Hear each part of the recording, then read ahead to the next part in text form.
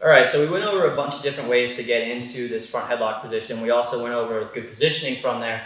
Now we're just going to do one little drill that I've done many times throughout my career in grade school, middle school, high school, college, and even at the international level we're doing this sometimes too.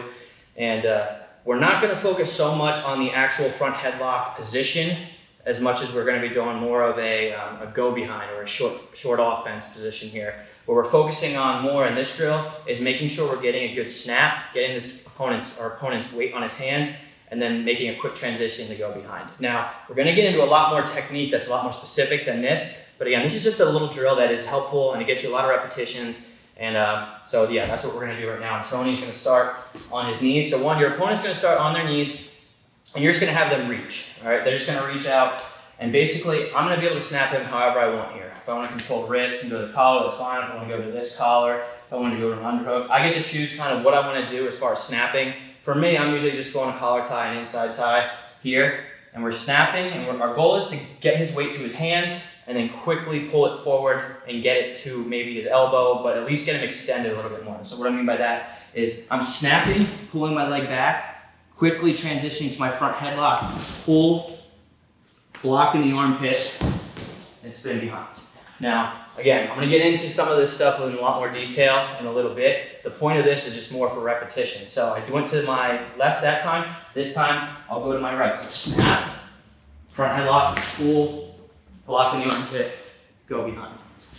And we'll get in here and we'll do this over and over and over again. Tony reaches here. And you just have one guy go, and switch direction. Or actually do this.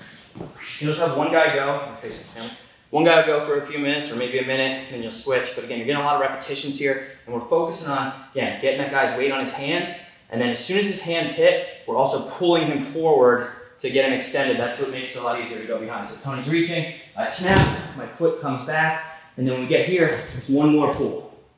And that's the one a lot of times people miss. Then my hand comes off his chin to the armpit, I come behind. And something I'll talk about a little bit more is we don't want to go around the waist here. I'll explain why once we get into our finishes, but that's a habit you don't want to get into. We're looking for the ankles, we're going to the crotch.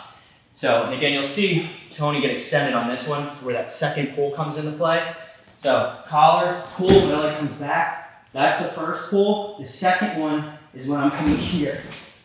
And if you can see, now I'm starting to get him extended. All right, his butt came away from his heels. His weight is starting to come over his arms here. And my goal is to get him to keep going this way. If I can get his head down on the mat, that's great. Now again, it's not going to happen every time like that. We want to make sure we're getting that second pull in. And then again, this hand on the chin, just rotating around, and we're coming around to get our points.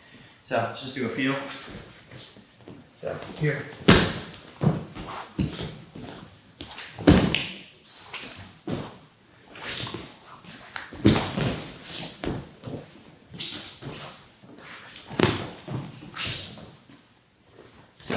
And again, this is just a drill, all right? We're not trying to focus on too much of crazy in-depth technique. This is focusing more on getting our good snaps and reacting right off of it.